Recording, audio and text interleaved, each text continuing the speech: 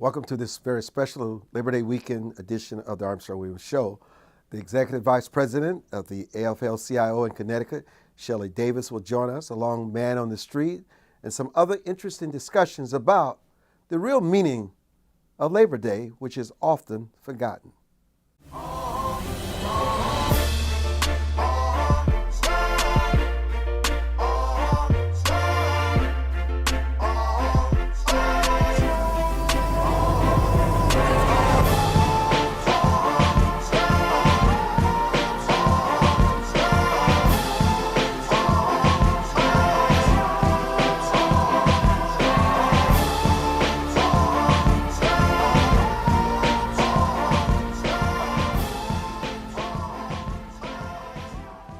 Ms. Davis, thank you so much for joining us for this edition, this special edition of the Armstrong-Williams Show. You're the Executive President, Vice President of the AFL-CIO in Connecticut. In Connecticut. You know, we're celebrating Labor Day. And Labor Day and the AFL-CIO and labor takes on more meaning, and so much is lost why Labor Day exists. And we want to put Labor Day, why it exists, and why people have this holiday. So for us, labor is just the fabric and fiber of what everybody does, working people do every day, right? You try to do the best you can to take care of your family. What we strive for is for people to be well, to be healthy, to be able to put food on their table and have dignity and respect and have paychecks, right? That they know that they can count on. So Labor Day, what we do is we think about those that we've lost. We've lost a lot of people just for hazard, working hazard. And so we can't take anything for granted. So for us, Labor Day is a day to sit back and reflect on all of the benefits we have, how we got those benefits, and how we continue to have them, the things we need to do to continue to be able to fight to have the benefits we have every day. It's a reflection. How have the labor laws over the decades have changed for the better work conditions for the laborer? So let me say this. For what we do, the benefits that our members have, they're never alone in anything, right? When you have issues that come up where people get put out of work for just because of how they show up. We have a lot of issues with corporations, companies that don't respect workers, and it's just the reality. Not all, but some. And so what we need to do is make sure that people have that dignity and respect. So for the laws that we work for, we work really hard to make sure that it's correct for the working people, just for the dignity and respect. How much has the urgency of labor and Labor Day weekend and the protection of workers, how has that been impacted by COVID-19? COVID-19 impacted a lot. It actually changed everybody's life, just at an instant, right? We lost a lot of people in various places, especially our essential workers who couldn't do Zoom, that had to show up. Our nurses, our firefighters, our police, people that had to show up, right? We lost a lot of them, and so the urgency after the vaccinations, or not, it's an urgency now to just protect people and make sure that people are okay. And we're still coming back from the COVID. We're not where we were. You have a lot of people working from home. You have businesses that went out of business because they couldn't sustain things. The restaurant industry is still hurting really hard to come back, right? In your neighboring state of New York, Mayor Adams decided to terminate many first-line responders because they refused to be vaccinated and follow the COVID protocols. How do you, as a person that represents, and the union that represents laborers, what about the advice? What happens when someone who's put everything on the line and they lose their life because they feel their own freedom of speech and their freedom of choice is being challenge that if you don't do so, then you'll lose your way of life? So personally, the way I feel, I think that's a big issue. I'm not from New York, so that doesn't affect the people I represent. But to answer your question, I don't think that was a fair call at all. I don't think that you can. We had a lot of people based on medical conditions and other reasons why they couldn't take the vaccination, right? And so based on confidentiality and all those things, I don't think people needed to explain why I can't do it. But he's newly elected. Those were his views and his thoughts, and people allowed him to do it. What is talk about in close, because obviously you have a very important role with the AFL-CIO. You've been with them for some time. Talk about your role going in this position, how you became a part of the AFL-CIO, and why you remain and continue to be a strong voice of leadership in their corporate structure. So I started out AFT. I'm a member of AFTO, so I still am a paraeducator in the Hartford Public Schools. So you're talking about people that make low wages regardless if they have degrees or not. 96 credits, they stop paying you going forward on that, right? Being a woman of color, you see and you are a part of a lot of injustices that happen in life, and that's just the way it's been, right? I got my start. I had a union rep, and I had a principal that just didn't really care for me and made life very difficult for me. And I had to call the union rep in, and that's really where I got involved in the union. Had I not had a union, I wouldn't have had a job. And it wasn't because I wasn't performing. It was simply because someone didn't like me and didn't like the skin color that I showed up in every day, right? And so for me, after going through that, I never wanted anybody else to ever go through what I went through or feel that way. And that was why I stepped up. Where I am now in AFL is AFL-CIO, so people can have their benefits, have the respect and the decency, and know that they matter and they're valued. And I think that's just what we need to do as humans, to value each other and make sure everybody's okay. And I think if we did that, we'd be in a better place and it would be a different world if we just actually really cared about the human nature of people.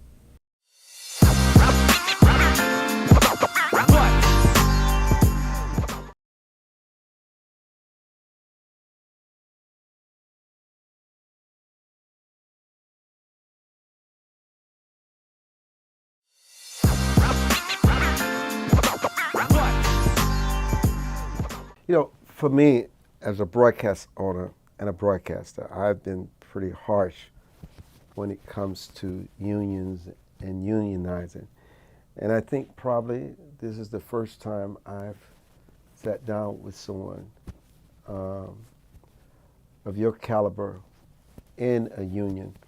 And sometimes we, as the media, don't always show both sides to this. I mean, when you talk about your own plight as a teacher and the principal just made a decision not to like you, had nothing to do with your skills and you're doing your job, unions still play a very important role in this country. And it's not always the narrative that they fleece their workers of their monies and their resources. They don't really represent their interests. There are corporations. I mean, you look at the practices of Amazon, what they do to their employees. I mean, you just look at what happened in these coal mines and the standards. You need to have a structure in place to protect the worker. Now, we all can strive to do better and better serve our constituency, but the union still plays a very important role in our country.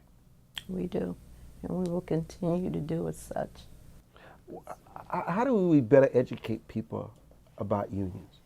So we need to sit and have those one-on-one conversations, right? And so when we have new members that come in that start, like paraeducators that start working, we reach out to them. We have a conversation and see where it is they want to go, what they want to do, and to let them know their rights, their benefits, you know, the things that we can help them do, and to always know that they're never alone, right?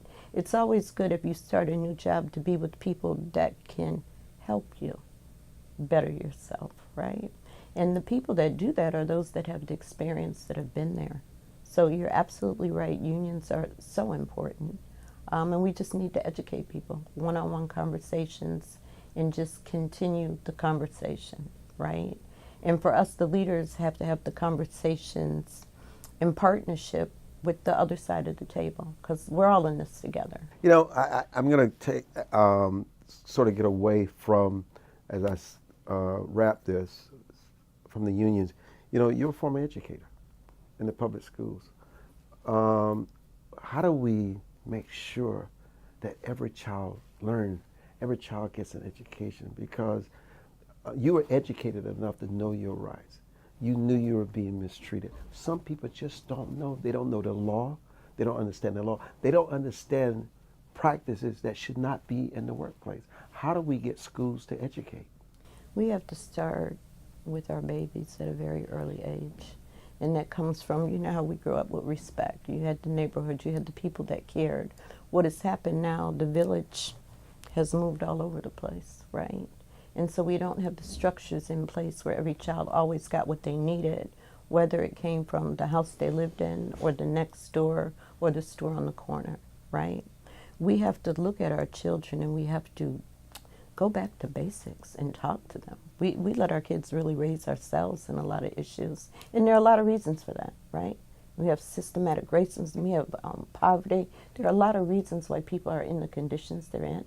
But you become a product of your environment. And if your environment isn't helping you grow, it's killing you. It's just that simple. So we have to reach back and just start teaching our young people at a very early age. Ms. Davis, thank you so much for joining us for this very special Labor Day weekend special on the Armstrong Williams Show. We wish you well, and hopefully we'll speak to you in the future. Thank you so much for having me. I appreciate it.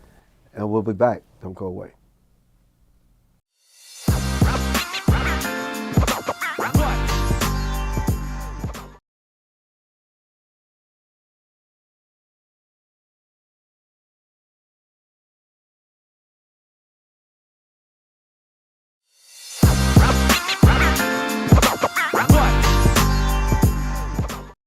My name is Evelyn Hershey, and I am the Education Director at the American Labor Museum Bato House National Landmark in Haledon, New Jersey. So we call ourselves the only labor museum in the nation. The labor movement and working people have built this nation. We can look around our communities and see everyday workers all the time who deliver our mail, who bring essential goods and services to our homes.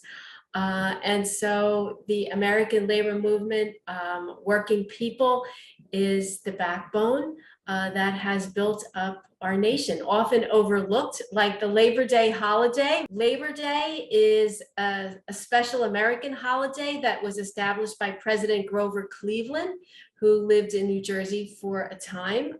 He signed the holiday, made it a national federal holiday in 1894.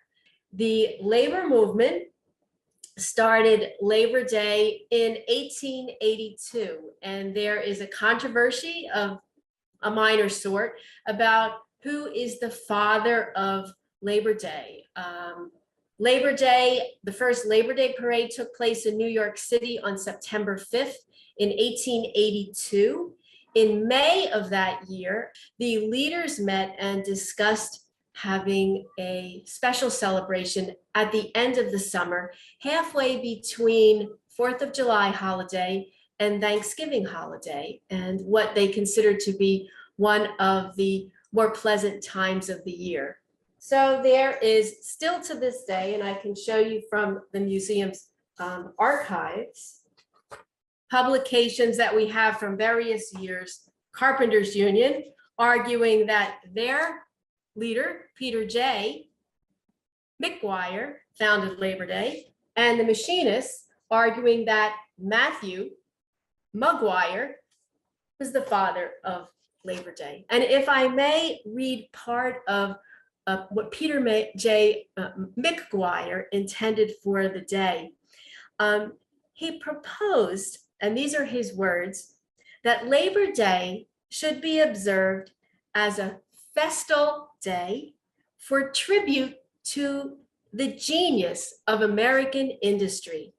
It should be dedicated, he said, to peace, civilization, and the triumphs of industry. He saw among the members of his union and of New York City workers and workers around the country, this great workforce that was patriotic and looking forward to building America to be an even greater country. So we know in the 19th century, working conditions, you can see over my shoulder, there are black and white photographs of textile workers at the lower part of the picture, workers in a dye shop, putting a color into silk here in Paterson, New Jersey. And those workplaces were extremely hazardous to one's health. There were no provisions for the health and safety of those workers. The hours were 10 and 12-hour days, 6 days a week. And the workers were not earning what we would call today a living wage. So poverty was a familiar part of these workers' lives. So an 8-hour day fight became a very broad fight around the country for better working conditions, for a voice in the workplace. There's always periods of repeating history. And we can see that now in changes in industry and work culture. And then we can look at organizing movements in Starbucks, in Amazon, and in fields, other service fields, janitors who are joining the service employees union, SEIU. There are always changes in the economy and new workforces that grow in size. And these new workers look to the past, but also use the tools that they have available to them, social media, new technology to organize.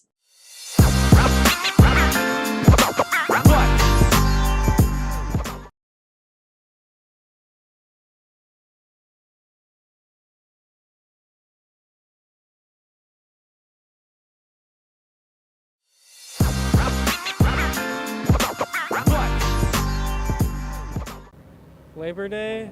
Wait, like Labor Day that's coming up? The day we get off of school? Oh, Yeah. probably nothing. Uh, Probably just for Labor Day, we're probably going to be doing absolutely nothing. probably go to the pool. Maybe catching up on some homework because we don't have classes that day. What do I think of Labor Day as a holiday? As a federal holiday and as a former federal employee, I think it's awesome. I think it represents, in my opinion anyway, it represents a day for the labor. I had the opportunity to live in Europe, and I know there's a Labor Day there as well for the workers, so I think it's good. Yeah, I mean, I think Labor Day is important in general, like what it stands for.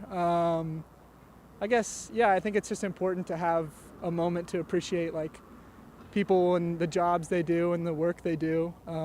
So yeah, I mean, I guess that's why I think it's important. I mean, for me, it means celebration of working people. Yeah, it's just a day off and that's it. We don't do much about it. Like, do I think Labor Day is important? I'll take Labor Day as a day off any day. And yeah, a day for the workers, just to celebrate the workers in general. Oh, I'm supposed to speak into the microphone here. Totally, day to celebrate the workers. I guess I've never really thought about it. I think it's kind of become a commercial opportunity for people to take the day off and to buy stuff. And it's not so much about labor anymore, huh? No, I don't think so. I wish Labor Day was more of a political holiday where people actually took the time to learn about labor strikes and the fight for workers' rights in the United States. I'm thinking about probably two things. One is how my work can contribute, can help others.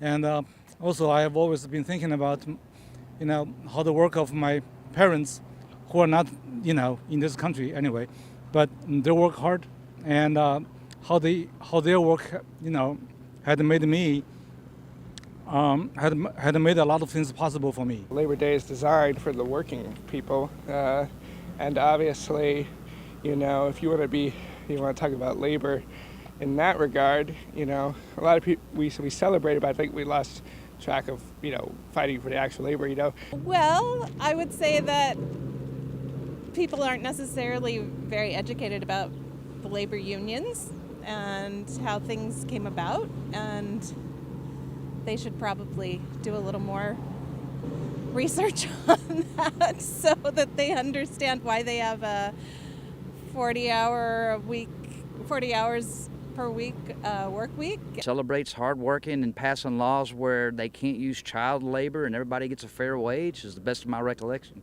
You know, we have a tendency to forget about what the different days mean, not just Labor Day. But yeah, I think if there was an effort to teach folks what Labor Day was all about, not just the United States, though, all over the world. So many people get to enjoy Labor Day, but so many people also don't, specifically immigrants, low-income people, not really many days off that they could take. It's kind of a privilege to be able to. I think in general, people who work should have a lot of say about the workplace. I think in the United States we romanticize and we like a day off, but we don't think about the people who actually had to fight for us to get, 8-hour workday, overtime pay, and other basic rights. Yeah, I mean, I think it's an important day. I mean, it basically, if I don't remember how it reads, but it basically guarantees everybody's going to get a fair and similar wage, and that you have to have fair labor practices. You can't use child labor, you can't work so many hours in a day, things of that nature. Obviously, it's important and significant for a reason. That's why we're given the holiday to celebrate it. But I don't think that it crosses anyone's mind. I think they just appreciate a 3-day weekend from their typical work week. That's the coolest thing about Labor Day, is that it's just a day set aside for the workers. Like, it doesn't commemorate anybody else, just the people. There's a lot to fight for on Labor Day, and I think people should be more conscientious of all workers' rights.